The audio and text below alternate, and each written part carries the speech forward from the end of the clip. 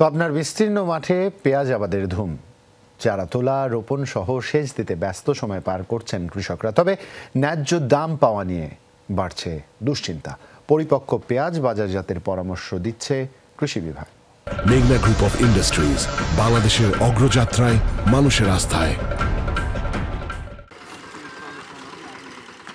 কেউ তুলেছেন পেঁয়াজের চারা, কেউ বা করছেন রোপণ। সেচ কাজেও ব্যস্ত অনেকে। পাবনার বিস্তীর্ণ মাঠ জুড়ে এখন এমন চিত্র। দেশের পেঁয়াজ উৎপাদনের শীর্ষ জেলাগুলোর একটি পাবনা। সবচেয়ে বেশি আবাদ হয় সুজানগরে। বীজ থেকে চারা উৎপাদন, এরপর বিশেষ প্রক্রিয়ায় জমি প্রস্তুত, শেষে রোপণ। ৩ মাস পর তোলা হবে পরিপক্ক হালি পেঁয়াজ। পেঁয়াজটার দাম অতিরিক্ত বাড়তে কিনতে হয়েছে এবার। মোটকাটা পেঁয়াজের যে খরচ হয়েছে, অর্ধেক খরচ আমার আসতেছে না। যদি আমাদের এইরকম আবাদ খরচ হয়, তাহলে আমরা আগামীতে আর আবাদ করব না। কৃষকদের দাবি, চলতি মৌসুমে আগাম জাতের মুড়ি কাটায় কাঙ্ক্ষিত লাভ হয়নি। তাই হালি পেঁয়াজ ঘিরেও বাড়ছে দুশ্চিন্তা। বাতনি কাটানি লাগছে, আটে নেওয়া লাগছে, মনে হয় সব লস। আমার খরচ হয় না, আমরা বীজ তুলবো না, বীজ মাটাই থাকুক।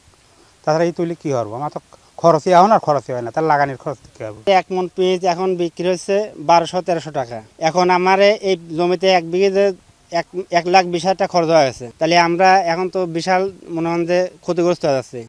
দাম ভালো পেতে পরিপক্ক পেঁয়াজ বাজারজাতের পরামর্শ দিচ্ছে কৃষি বিভাগ। নতুন করে শুল্ক আরোপ করে আমদানিতেও করা হবে নিরুৎসাহিত।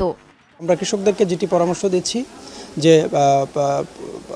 ম্যাচিউরড অর্থাৎ পরিপক্ক পেঁয়াজগুলোকে তুলে বাজারে নিয়ে আসার জন্য, এবং তারা যদি দাম পাওয়ার আশায় যদি কোনো ইমেচিউর পেঁয়াজ যাতে বাজারে না নিয়ে আসে, সেই বিষয়ে আমরা পরামর্শ দিচ্ছি। এবছর পাবনায় 44,221 হেক্টর জমিতে হালি পেঁয়াজ আবাদের লক্ষ্যমাত্রা নির্ধারণ করা হয়েছে। উৎপাদন হবে 6,59,936 metric ton. Zarin অর্নি, Jamuna news.